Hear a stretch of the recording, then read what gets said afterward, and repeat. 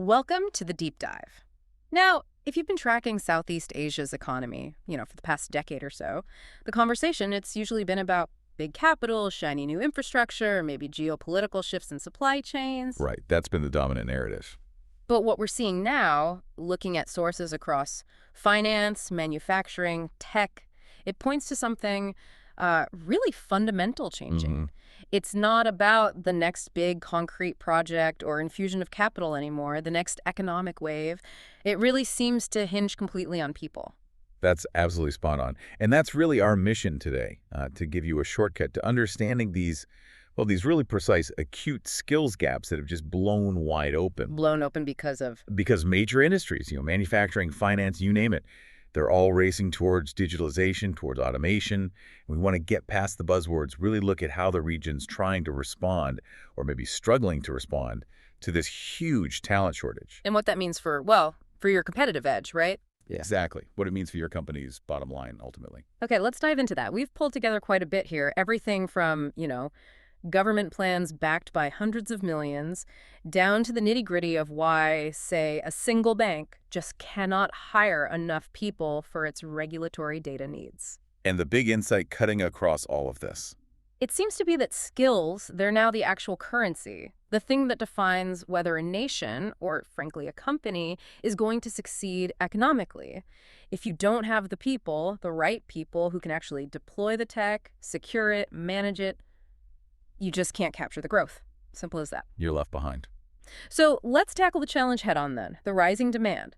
What we're seeing region-wide, it's not some slow burn, is it? It feels more like an urgent race. It really is. Industries are evolving so fast, and it's exposing these really serious talent shortages across several high-value areas all at the same time. And the consequences of these gaps, are they sort of theoretical, down-the-road problems? Oh, not at all. That's what's fascinating, or maybe alarming. These aren't projections for 2030. They are immediate blockages happening now. Okay. These shortages, they're actively slowing down how quickly companies can deploy new tech. They're creating immediate competitive bottlenecks. And, they're forcing organizations to keep relying on really expensive external partners just to manage basic operations, sometimes just to keep the lights on. Right, but that reliance on external partners, isn't that just kicking the can down the road? I mean, does that strategy actually work long term? Well, it creates dependency. That's the core problem. You end up paying a premium, often a huge premium, for knowledge that just never sticks around in-house. It walks out the door with the consultant. Pretty much. And the demand, it's become hyper-specific. Take high-tech manufacturing, for instance. They desperately need precision engineers, robotics technicians. Yes, that's obvious. But the really critical, kind of messy, missing role, it's often the systems integrator. Okay, define that for us. Why is that specific role, the systems integrator, so crucial right now? They're the linchpin, honestly. The systems integrator is the person who figures out how to make that, that decades-old assembly line part, which still works perfectly fine, actually talk digitally, seamlessly with the brand new AI controller you just installed, or the cloud platform managing the factory floor. So they bridge the old and the new. They stitch it all together. Legacy systems, cutting-edge tech. Without them, your billion-dollar factory upgrade just stalls because different pieces, they literally can't communicate. That's a great, very tangible example. Okay, let's shift that same sense of urgency over to finance. Fintech, obviously undergoing massive change. We know they need data scientists. That's been true for a while. But our sources are really highlighting a specific need now for risk analysts and, crucially, regulatory compliance experts. Exactly, because as finance becomes more driven by code, by complex algorithms, the whole compliance challenge just explodes in complexity.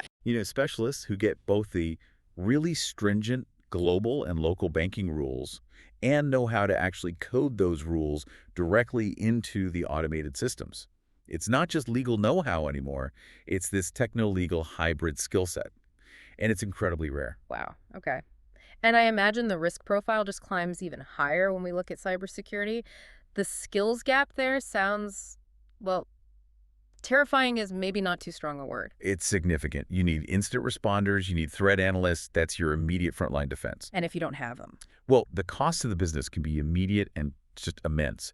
If you're short on incident responders, when a breach happens, and it really is when, not if your recovery time doubles, triples maybe. Which means millions in downtime. Millions in downtime, potential regulatory fines, huge reputational damage. Plus, you need those cloud security architects, people who understand how to secure these distributed cloud-based environments. That's a totally different game than securing, an old school server room on site. Okay, and one more area, AI, the actual AI implementation. Beyond just the machine learning experts, there's this demand for people skilled in ethics frameworks and data governance. Why are those roles suddenly mandatory? Well, you simply can't build an ethical AI, let alone a scalable one, if you don't have people inside the company who can manage the data responsibly, legally, ethically. Because the risks are. Without strong governance, your AI models can easily inherit biases from the training data. That leads straight to operational failures, public backlash, major regulatory headaches. It can stop a multi-million-dollar project dead in its tracks. So having those governance folks, it's like an insurance policy as much as it is a technical skill. Okay, so the problem is deep, it's specific, and it's costing companies real money right now. But the region isn't just sitting back, is it? Are they just waiting for universities to catch up? No, absolutely not. And this is where we start to see some really decisive strategic action. Governments in particular seem to get that the scale of this demands, well, national infrastructure investment. But not in roads this time, in people. Probably the most striking example is Singapore. They've launched this national quantum strategy, and they're backing it with, get this, USD 224 million. Wow, 224 million. That's a serious commitment. But, okay, realistically, how long does it take for that kind of investment in quantum research to actually translate into, say, employable quantum engineers? Is that helping the manufacturer who needs a systems integrator, next month? That's the crucial distinction, isn't it? That quantum strategy, it's not a short-term fix at all. It's a very long-term strategic bet. On deep tech. On really complex deep tech skills that they believe will define the economy maybe 10, 20 years out. So it signals that some governments are playing the long game, trying to define what future excellence looks like. Okay, so that's the future bet. What about the immediate needs? Well, alongside those big bets, we are seeing broader initiatives targeting today's gaps. Things like national programs to speed up AI training, standardized cybersecurity certification to create clear pathways, and pretty comprehensive redesigns of STEM curriculums in schools to try and lift that foundational skill base. And it's not just governments, right? Corporations are stepping in, too. Critically, yes.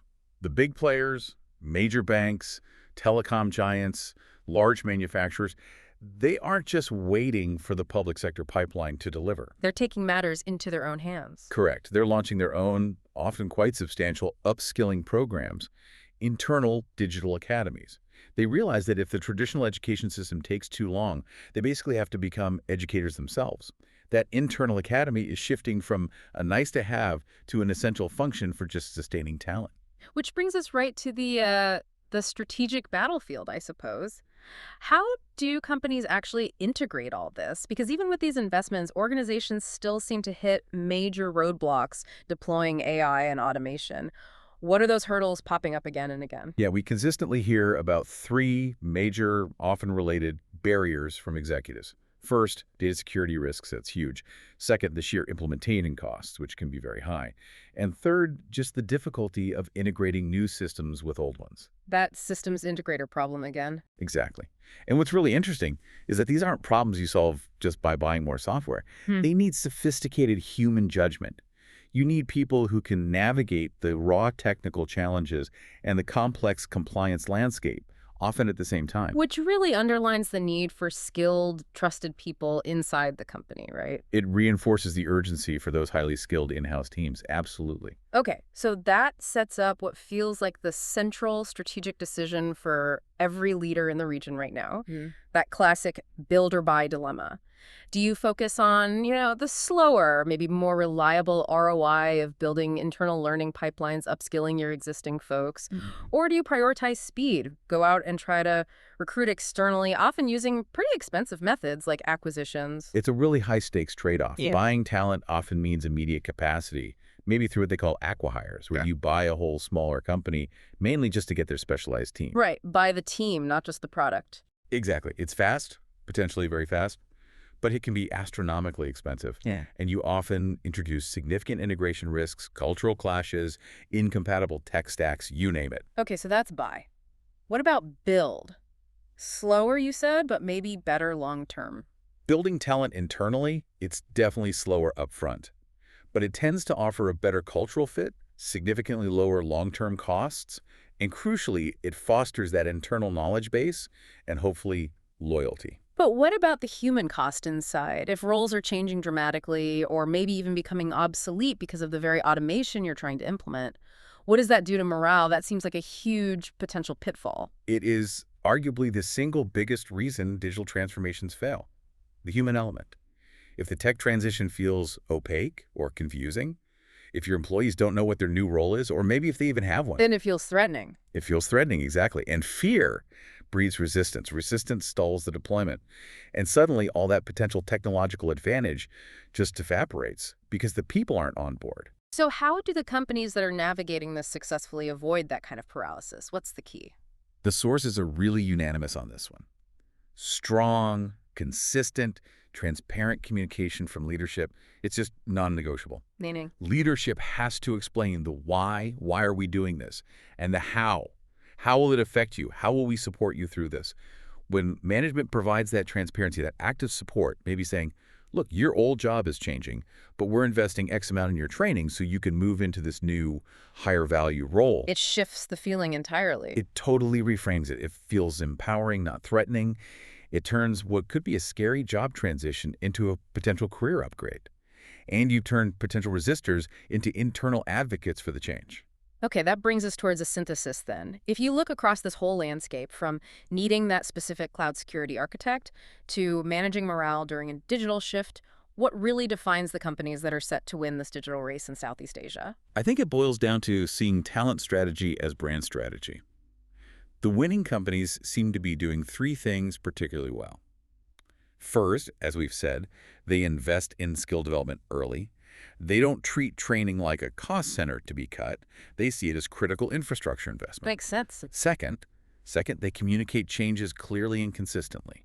They manage expectations, they maintain morale, they reduce that friction during the transition period. It's constant engagement. And the third piece, linking talent to brand. Yeah, they get that how you manage your talent internally is completely inseparable from how you're perceived externally. So number three, they actively create a brand that attracts, retains, and grows top talent. Because if you're known as the company that invests in its people, If you're known as the place that offers a clear path to higher value roles, that supports growth. You win the recruiting war and you win the loyalty war. It becomes a competitive advantage in itself. so pulling it all together, the core theme isn't just that skills are valuable like currency. No, it's more that the cultivation of those skills, how you grow that currency internally, that's becoming the key differentiator. That's what will define your company's trajectory and, frankly, its brand for the next decade.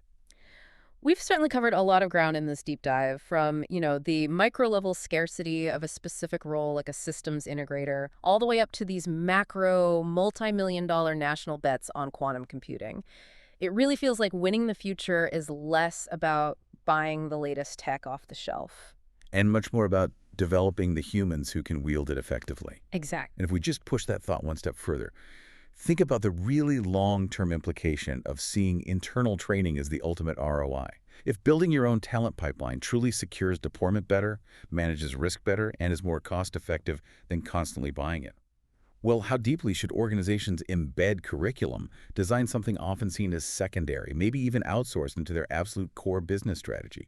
Should they start treating employees less like, well, workers, and more like active, evolving assets right there on the balance sheet? Assets whose value appreciates through continuous customized education provided by the company itself. That kind of mindset shift, that might be what's truly required to win the next economy.